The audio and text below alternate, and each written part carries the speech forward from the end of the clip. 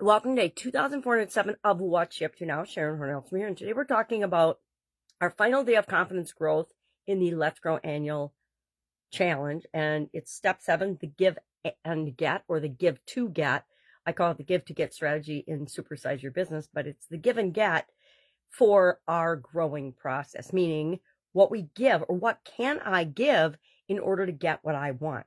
What can I give in my confidence growth goal desire to get that? What do I have to give in order to get that back to me? And it all plays on the law of reciprocity, which means what I put into the world is what I get back. What I put into something is what I get back.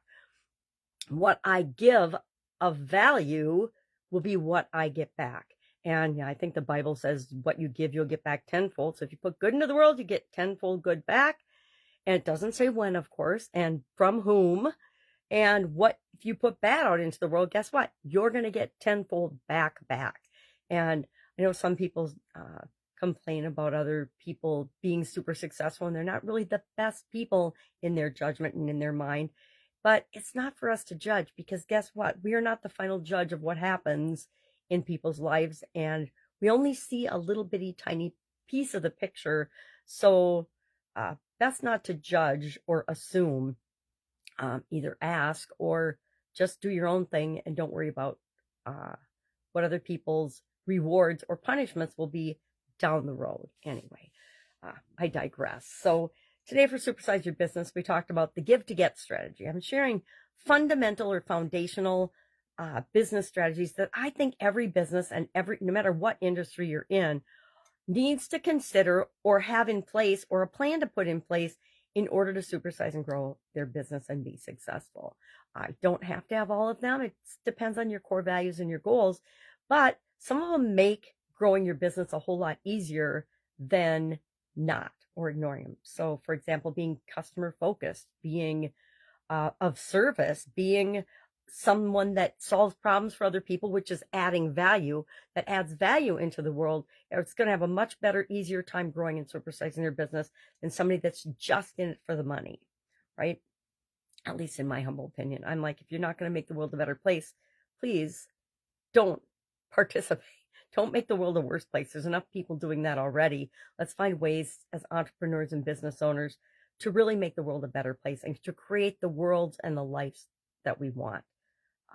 So we talked about different ways to do that. And one of the ways I shared, and I think it has a lot to do with our confidence growth as well, is the way we choose to give and spend our attention. What we pay attention to also follows the law of reciprocity. What I pay attention to, what I listen to, comes back to me in a lot of cases tenfold. So if I'm listening to, I think this is part of the reason I didn't ever like horror movies and scary movies, because I believed that if I watched them, bad things or horrible things would happen to me. I don't know where that belief came from, but I know that I've never really cared for, slasher or anything that's super negative in the world.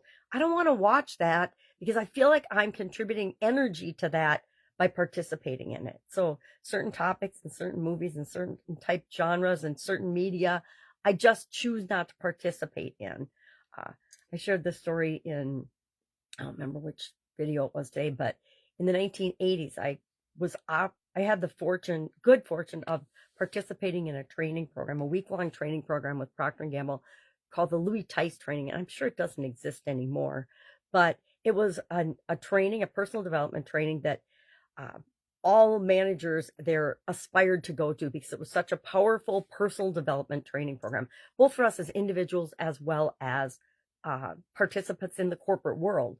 And one of the first things it did was to challenge us to pay attention to the things that we were feeding our brain, the things that we read, the things that we watch, the things that we listened to and paid attention to, the people we hung around with.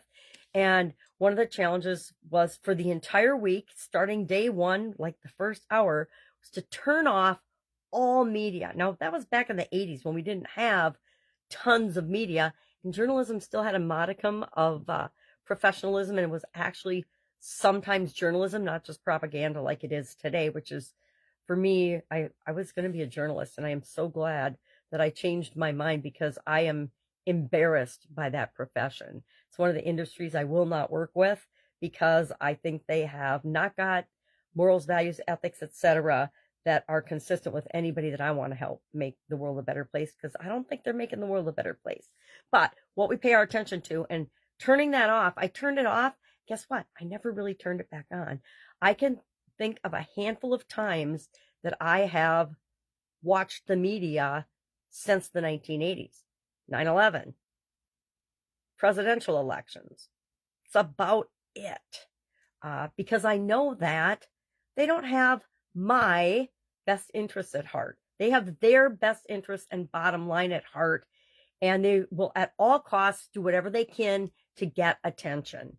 And to me, it's not attention making the world a better place. It's attention focusing on the negative, focusing on the things that we don't want in the world, and actually making the world a much, much worse place, a much more scary place, a much more frightening place, a much more negative place, by focusing on all the negative and sharing all the negative and just exasperating people and getting their emotions worked up in a negative way. Guess what? You can work people's emotions up and influence them in a positive way to make the world a better place just as easily as a negative way. And it's probably more profitable to do it in a positive way, but they've taken the shortcut and said, oh, we're going to point out all the horrific things that are happening and all the things that are wrong. We're going to lie and manipulate. Thank you, Obama, for passing that as a law, that we can manipulate the American population. That to me is treason, but a story for another day. All right, that's all I've got today. It's Saturday in my neck of the woods, helping my mom get ready to go back to her home in Texas. She's been up visiting for the summer, and so she needs some help packing.